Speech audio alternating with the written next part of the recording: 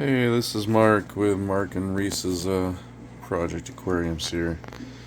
We are going to look at, it's about day 16 for the babies today. So these are the convict babies. You can see them swimming around.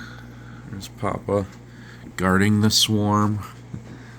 There's a couple down here. We're down, I would think we're down to about 30 to 40 babies that are surviving yet. And so still quite a few. I really don't want to keep that many, as this tank will not hold them all. So but yeah, so we've got Diane. That's Diane of Jack and Diane, our Jack Dempsey's. She's just hanging out wondering what's going on. And so we got 2 new fish the other day, and that's going to do it for adding fish to this tank. This is one of them. This is a Geophagus. There's a few different types of Geophagus fish, and Geophagus stands for earth eater. So what they do a lot is they go down into the substrate and they kind of filter all the substrate. Pretty cool fish, and they just kind of keep that substrate clean to food particles before it goes to waste. So we got 2 of those in this tank. There's one there and one there. This is our albino dinosaur brashear up here. There is Boba Fett. He's our green terror, and that name is really appropriate because a couple months ago, came downstairs. Reese was down here playing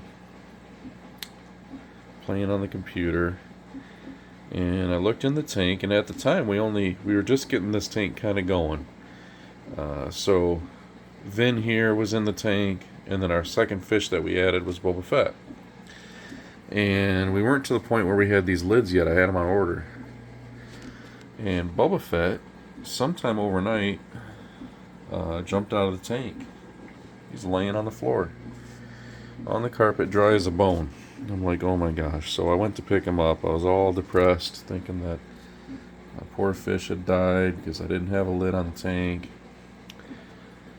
But when I picked him up, dry as a bone and stiff that he was, I could have sworn that I felt a little twitch in his tail.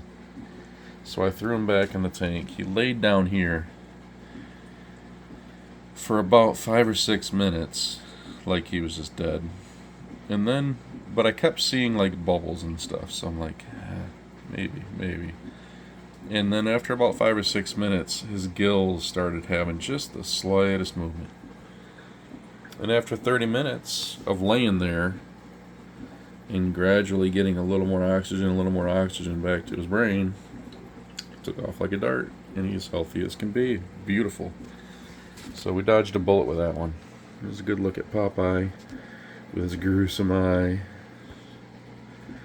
Here's another good look at the babies. So, alright, we're 3 minutes on that tank. We're going to move over to the 55, the community setup. I'll show you the other Geophagus. This is a different kind of Geophagus, and he is staring at you right there.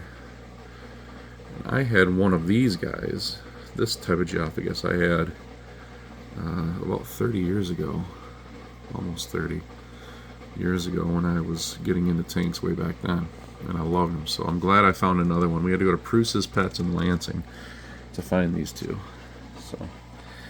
So 2 different types. I got 3 fish, single on him and a pair on the other. So this is what's going on in here. It's pretty cool. Yeah, and this, so like I said, it's about day 16 of the babies. Oh, there's another new addition. We went to VI Pets in Holland. That is a chocolate Plecostomus. He is cute. And right there, you can barely see that fish. It almost looks like it's part of the decoration, but that is a banjo catfish. And he is pretty neat. He's kind of hiding. It's daytime. He doesn't like his eyes being in the light. So, but yeah, he's a new fish too. And there we go. So, signing off, and we'll catch you guys in a few days. Bye.